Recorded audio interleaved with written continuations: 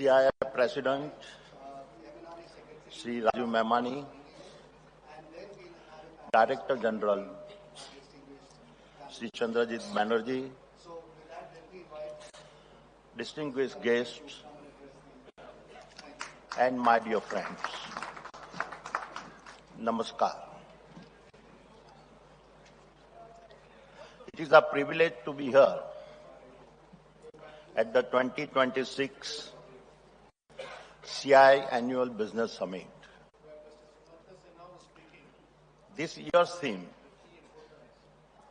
asks us to look at the future of the global economy, industry, and society. But to understand the future, we must first question one of the key assumptions of the past. For nearly 3 decades, we told ourselves that the world was flat. We believed supply chains would remain open. We believed energy will flow predictably across oceans. We believed technology would ignore borders. We believed capital would move without a passport. We believed the cloud would have no nationality. We were wrong. The world that is emerging is not flat, it is a fractured. Supply chains are being redesigned around national interest. Energy has returned to becoming the center of security discussions. Semiconductors have become instruments of statecraft.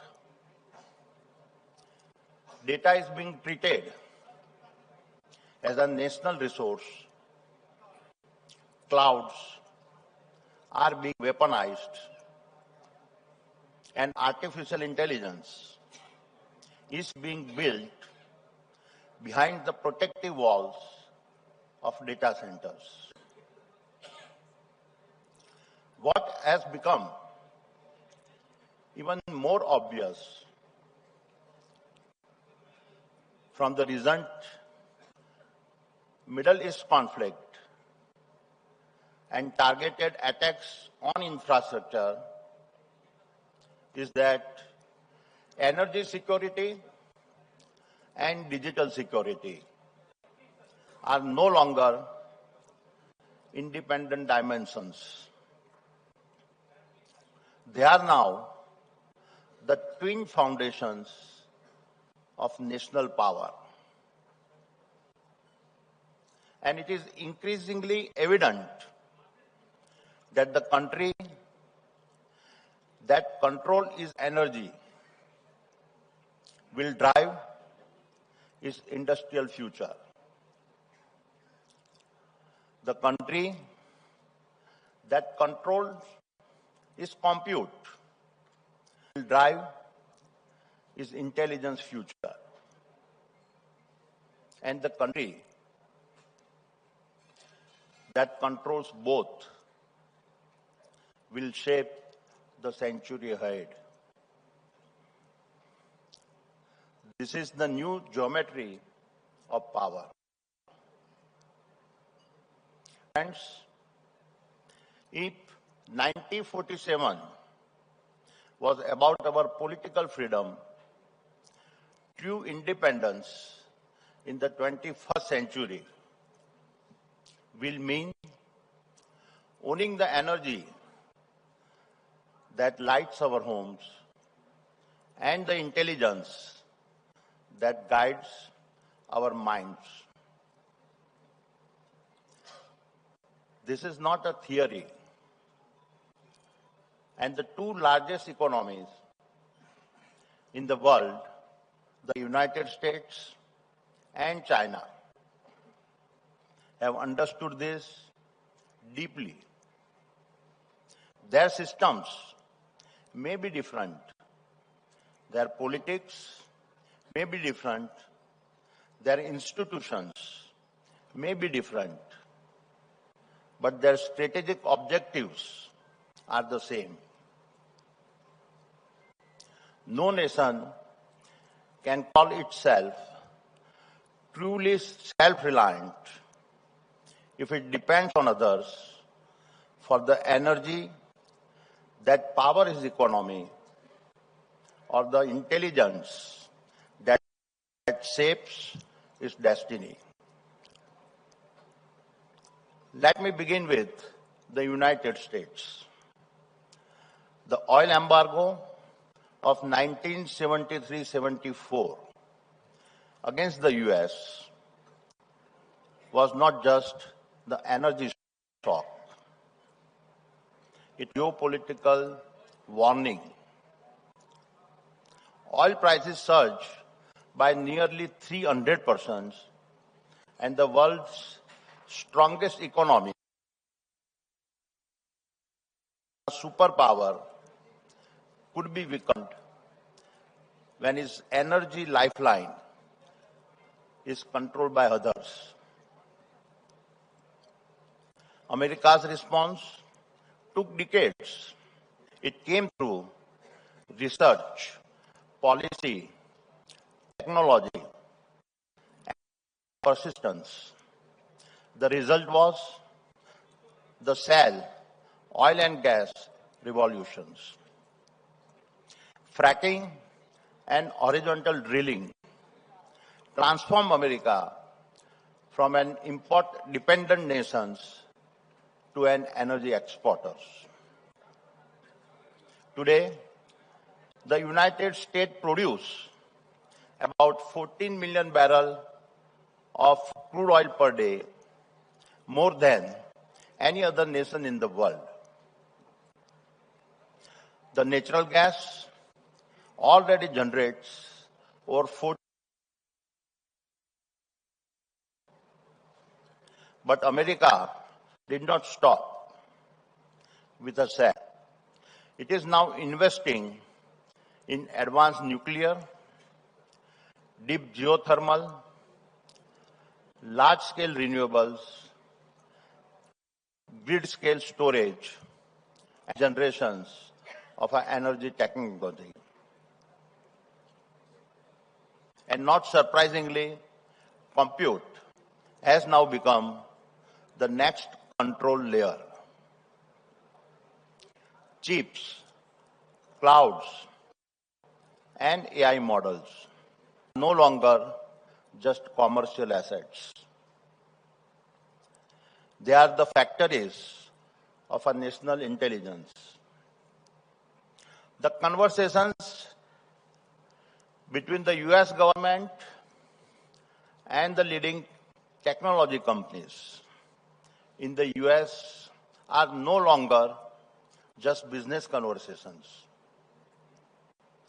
They are strategic negotiations about controlling the technology infrastructure of the future. China reached the same conclusions through a different route.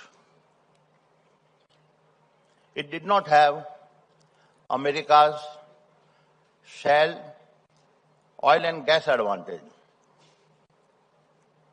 So it built a different architecture of a self-reliance. Coal remained its base load backbone for electricity, chemicals, industrial feedstocks, and a strategic import substitutions. At the same time, China executed one of the most aggressive renewable energy build-outs in a human history. Even though coal accounts for about 60% of our China electricity generations, clean power has risen sharply. In 2025, China installed a record 440 gigawatts of wind and solar capacity. This was a staggering 64% of all global additions in 2025. On the digital side, China recognized early that AI leaderships cannot depend on foreign chips, foreign platforms, or foreign models. Despite export controls, it has made artificial intelligence a national objective and is building the infrastructure to deliver it.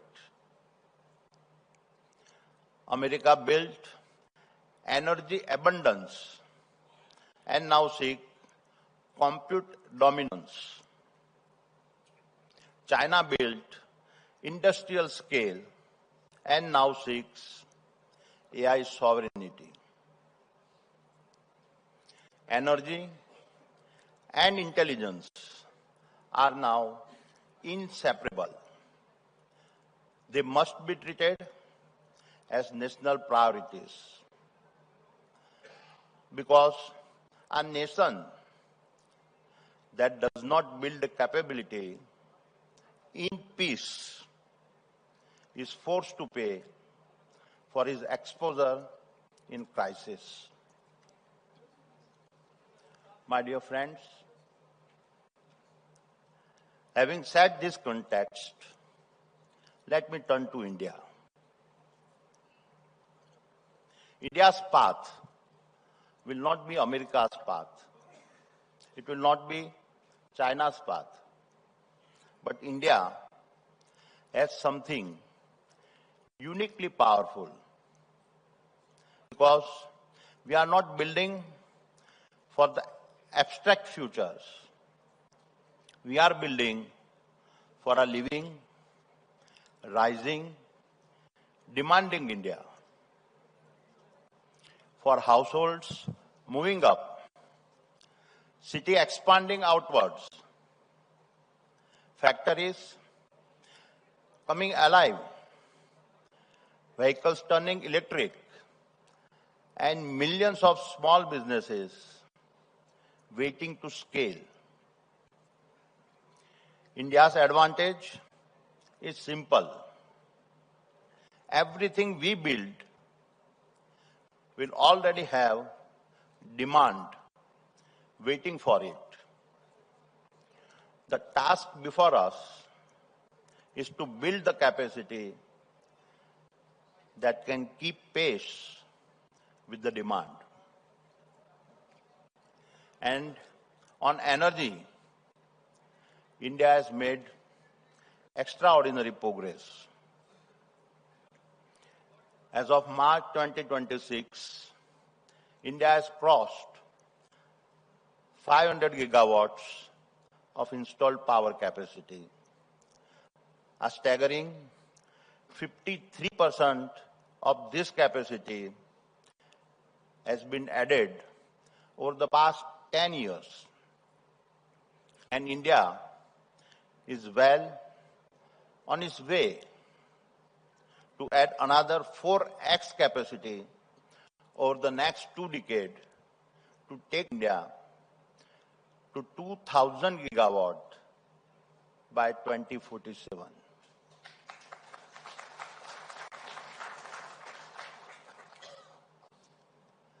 This is not symbolic progress. This is nation-scale executions growing rapidly, industrializing deeply, digitizing massively, and decarbonizing meaningfully all at the same time. And the GDP trajectory is the best manifestations of the growth story.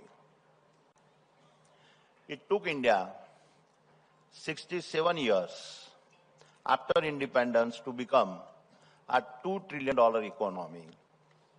But it took to add the next 2 trillion. My dear friends, India is no longer growing through incremental addition. India is growing through compounding accelerations. Every road, port, airport, factory, energy assets, and data centers augments the next layer of growth. At this pace, India will add the equivalent of a new European economy to its GDP every decade. This is not a linear growth. This is compounding national power. We have seen this movie before. A decade ago, few imagined the scale of India's mobile data explosions. But once smartphones become affordable, networks expanded, data prices fell, and consumptions exploded. AI will create a similar surge, but this surge will be far more energy hungry. Data center capacity that is expected to reach 5 gigawatts by 2030 could rise to nearly 75 gigawatts by 2047. That is why India must prepare now. My dear friends, there is one version of the AI story circulating in boardrooms. It says AI will eliminate workers. It says technology will replace human judgment. It says efficiency means fewer people. I reject this story entirely. India must not import fear from the Western world. A country can limit its own future not only by lack of capability, but also by accepting someone else's assumptions as truth. India must build AI not as a force that removes opportunity, but as a force that expands productivity, creates new jobs, empower small businesses, and gives Indians the tools to compete with the best. When UPI was launched, many consider it as just a payment system. That was too small a way to understand UPI. UPI did not simply move money from one account to another. It moved trust into the hands of ordinary Indians. It made a street vendor digitally visible. It made a small merchant instantly payable. It transformed the mobile phone from a communication device into an economic instrument. Once trust became instant, commerce became instant. Once payments became frictionless, new markets became viable. Once ordinary Indians entered the digital economy, entirely new business models became possible. From that infrastructures emerged a new sense of companies: